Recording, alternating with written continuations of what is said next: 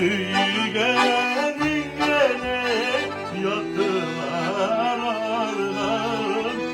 Bilsem şıları söyleyeyim. Bırak. Tavuş masana bizi dükkana Allah'a şükür. Kazıklarda kötü sızdı.